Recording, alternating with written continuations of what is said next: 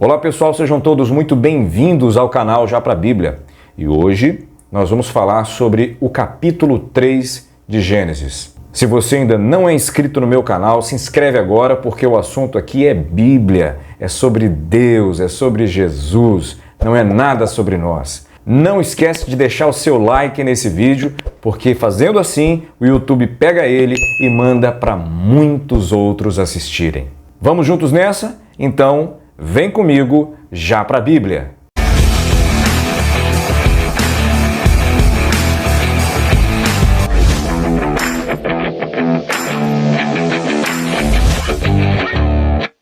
O capítulo 3, ele começa a nos revelar um personagem muito estranho que estava ali dentro do jardim do Éden. Uma serpente falante que chamou a atenção de Eva. Se aproximou, chegou perto dela e começou a dialogar com Eva. Eva, por sua vez, ficou atraída por aquela conversa, deu ouvidos àquela serpente e o resultado da conversa de Eva e aquela serpente resultou na queda da primeira família. E a Bíblia, ela explica a própria Bíblia. No livro do Apocalipse, no capítulo 12, no versículo 9, a Bíblia fala que aquela serpente que estava ali, perto de Eva, era o diabo, era Satanás. Em se tratando do diabo, a sua estratégia se deu com base na única coisa que ele é criador, a mentira. Porque a Bíblia chama ele de o pai da mentira. E a sua cilada se baseou em 3 mentiras contadas para Eva, que consequentemente levou ela e o seu marido a pecarem contra Deus, desobedecerem a Deus e, por consequência, serem expulsos do jardim do Éden. Se você abrir Efésios capítulo 6, versículo 11, você vai entender que Satanás, ele sempre se utiliza de ciladas astutas, ou seja, ciladas planejadas para tentar nos destruir. E essa palavra, astutas, vem do latim astutia, que nesse caso específico significa trapaça, trapaceiro. Satanás é um trapaceiro. E eu quero que vocês prestem atenção numa coisa. O modus operandi, ou seja, a maneira dele atuar lá no Éden e fazer com que a primeira família fosse expulsa do Éden, elas continuam sendo utilizadas até os dias atuais. A primeira coisa, no versículo 2, ele se apresentou como uma serpente. Ele não apareceu ali como um anjo de luz para conversar com Eva, nem nada. Ele já se utilizou ali de um animal, porque é assim que ele age. Ele sempre usa algo ou alguém para poder dar sequência aos seus intuitos malignos contra a humanidade. Porque ele é como um parasita, ele não cria nada, ele apenas se utiliza daquilo que já foi criado por Deus. E ele já foi chegando direto, sem muita cerimônia, sem falar bom dia, boa tarde, boa noite, e já pôs em prática a sua tentação dizendo: foi assim que Deus disse? Não podereis comer de todas as árvores do jardim? E aqui está a primeira mentira, porque Deus disse a Adão: vocês poderão comer livremente de todas as árvores do jardim, menos uma. O que o diabo fez? Ele alterou a frase, dissimulado que é, para confundir a Eva. E guarda uma coisa, palavra de Deus alterada pelo diabo não é mais palavra de Deus, é palavra do diabo. Muito cuidado com isso. E como eu disse, esse modo de agir, ele é implementado por Satanás até os dias atuais. E pasmem, isso acontece até dentro de igreja. E o que chama atenção nesse episódio, que Eva deu trela para a serpente. Não, vou te explicar como é que é, você não entendeu. Deus falou isso não. Deus disse que a gente pode comer de todas as árvores do jardim, menos a do conhecimento do bem e do mal. Não pode nem tocar, porque no dia que tocarmos, no dia que comermos, certamente morreremos. Eu faço um comentário. Para que Eva foi dar ouvidos a Satanás? Por que ela não continuou no foco dela, seguindo as ordens de Deus? E com isso eu não quero dizer que nós não estamos propensos às mesmas tentações que ela não, tá? Estamos sim sujeitos às mesmas tentações que Adão e Eva sofreram. não somos melhores do que eles. Infelizmente, eles foram o primeiro casal que caíram nas tentações do diabo. E nós, quantas vezes não caímos também? Mas uma coisa a gente aprende aqui: com o diabo, a gente não tem que dialogar. Com o diabo, você não para dar atenção para ele. Com o diabo, você resiste a ele. Na oração, no jejum. Eva não sabia disso, mas hoje nós sabemos. Essa foi a primeira mentira: alterar a palavra de Deus para mexer com a cabeça de Eva. E a serpente conseguiu. O que a serpente falou? Segunda mentira em ação: nada disso, não. Certamente vocês não morrerão. E quais são os propósitos dessa segunda mentira? Primeiro, colocá-la, ela e o marido dela, contra a palavra de Deus. Deus disse que eles morreriam e o diabo disse que não morreriam. O primeiro propósito era colocá-los contra a palavra de Deus. Segundo propósito, desacreditar, descredibilizar a palavra de Deus. Terceiro propósito, tornar Deus um mentiroso. Perceba, o propósito dele continua o mesmo, tentando colocar a humanidade contra a palavra de Deus, descredibilizar a palavra de Deus, relativizar a palavra de Deus, pôr em dúvida as ordens de Deus e, por fim, tornar a palavra de Deus como se fosse um livro mentiroso. Terceira mentira do diabo: meias verdades. Meias verdades é mentira, querido. Verdade é verdade. A verdade é um princípio divino, é um princípio de Deus, é um atributo de Deus comunicável. Ou seja, Deus, ele ensinou à humanidade que pratique a verdade.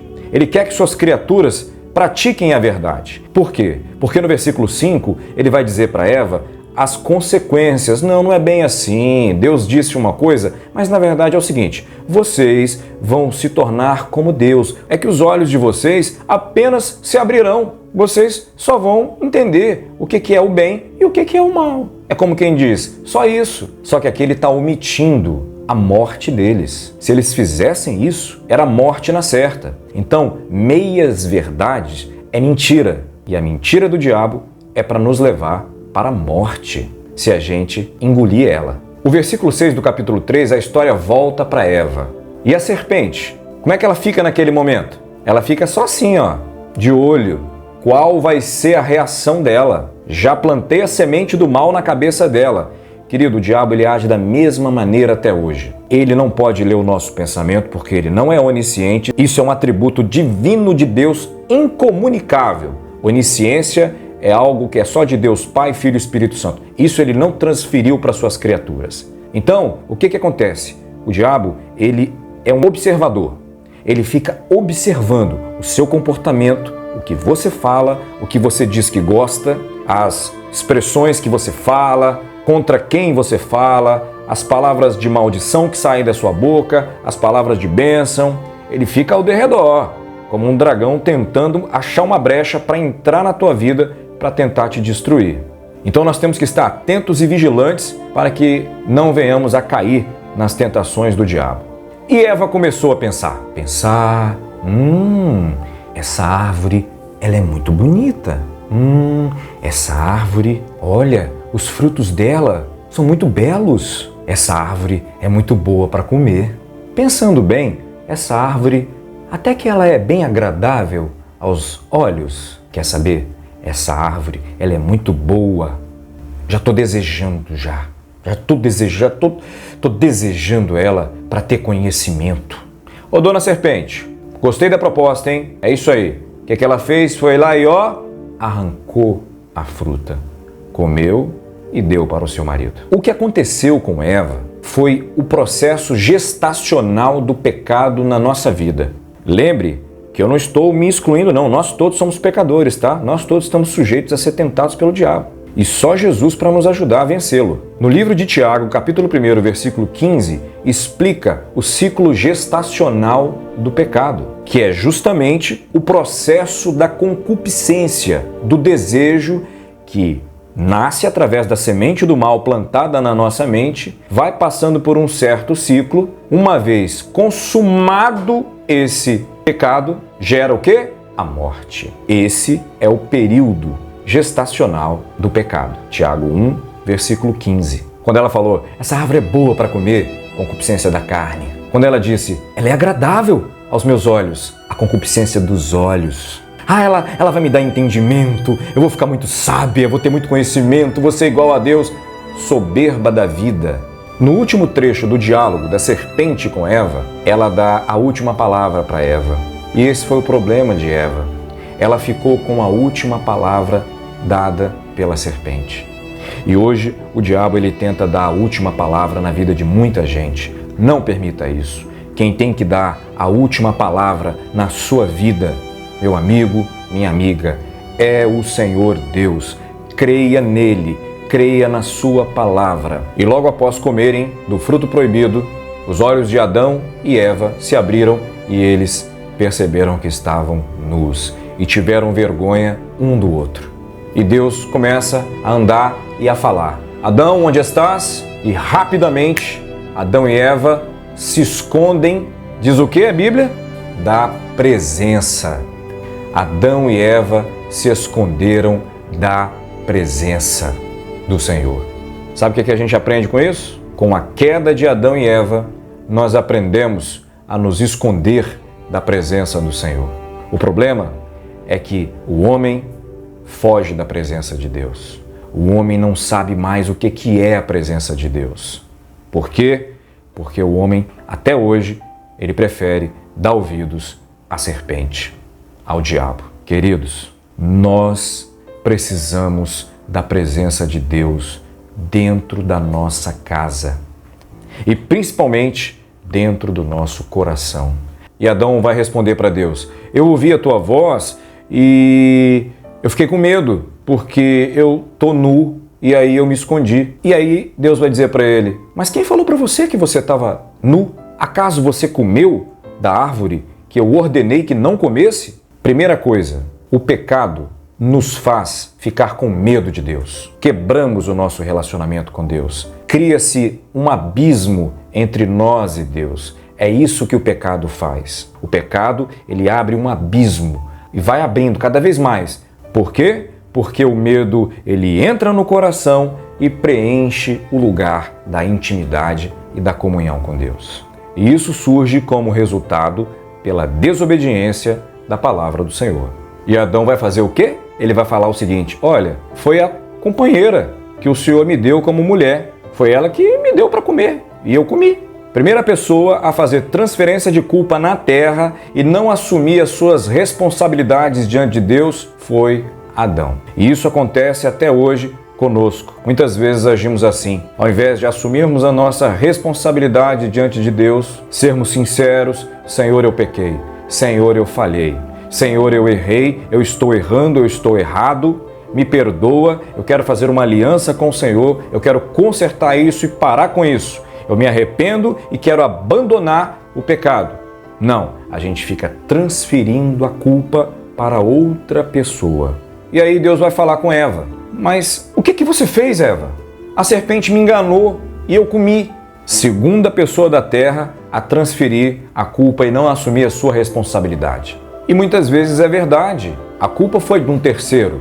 Mas a questão é que nós aceitamos o ônus daquela interferência na nossa mente quando paramos para dar ouvidos. Foi o que aconteceu com eles. Pararam para dar ouvidos a mentiras. E quando nós paramos para dar ouvidos a mentiras, o que vai acontecer? Nós seremos enganados se nós não estivermos firmes com a palavra de Deus. Com o resultado de tudo isso, Deus ele vai determinar ali no Éden juízos e maldições. E Deus vai dizer para a serpente, para o diabo, porém inimizade entre a sua descendência e a descendência da mulher.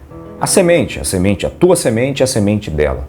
E quem é a descendência da serpente? A descendência da serpente são todos aqueles que vivem para fazer a vontade de Satanás.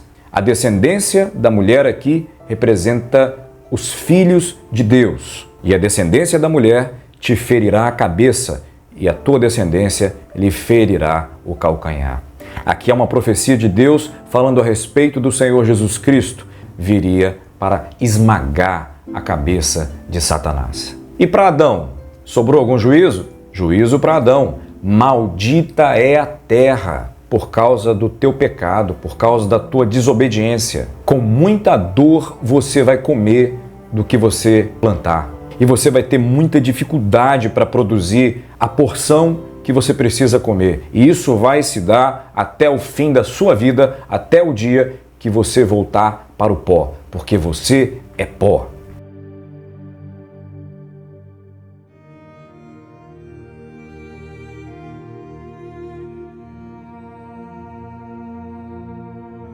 E a terra foi amaldiçoada. Espinhos e cardos, vários tipos de espinho começaram a nascer em todos os lugares da terra. Tudo por culpa da desobediência de Adão.